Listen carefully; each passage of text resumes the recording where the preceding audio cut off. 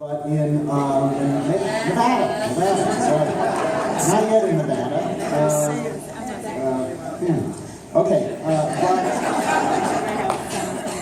but in really across the country, where we have a disparity between city and state governments. Never have city governments in most places been more progressive. 27 of the 30 largest American cities right now have Democratic mayors. They're not all progressive. But that's the greatest partisan imbalance since I put my interns on this and they came back and said, we think it's forever, whatever that means. What's going on? Immigrants in cities, liberal left millennials in cities, cities providing a place where there's enough density of organized groups, African American groups, Latino groups, Asian groups, environmental justice groups, traditional progressive groups, that they can elect progressive city governments. And this is where you're getting, the $15 minimum wages or the $13 minimum wages. This is where you're getting the paid sick leave legislation. This is where you're even getting in Seattle, which kind of duels with San Francisco as generating some of the more innovative proposals.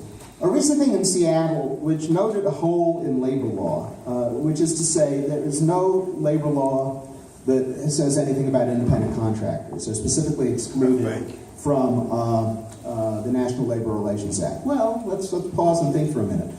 Public employees are specifically included from the National Labor Relations Act. That hasn't stopped cities and states from recognizing public employees. And so in Seattle, we said, okay, let's recognize independent contractors. If you drive for Uber, if you drive for Lyft, if you drive a taxi, we say you can unionize. There'll be a court test on this, but it passes Seattle City Council, and it's indicative of the kind of local action which we're seeing more and more of right now, and which again I think is a harbinger for some of the progressive stuff that we're seeing.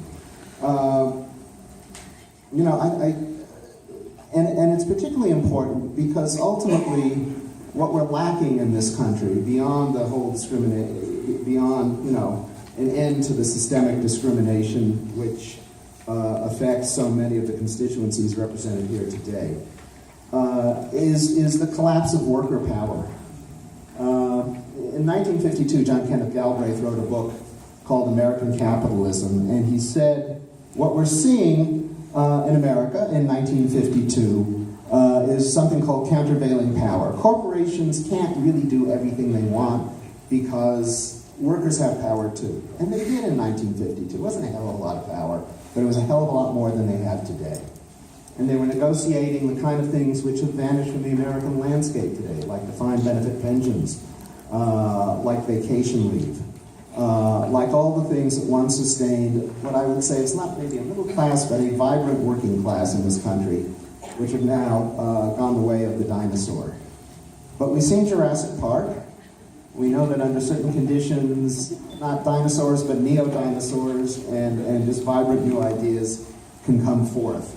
And I think it's very important that groups like this exist, to try to promote them, try to pressure candidates, try to do all of this.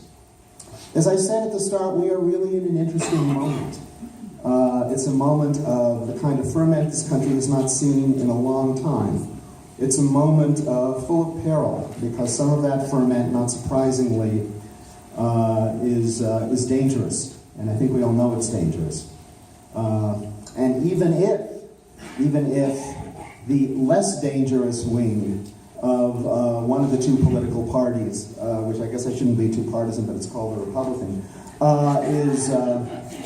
is elected, the kind of Supreme Court appointments that next president will make will be a disaster, as we've heard, for Native Americans, for Latinos, for workers, for the middle class, for democracy itself.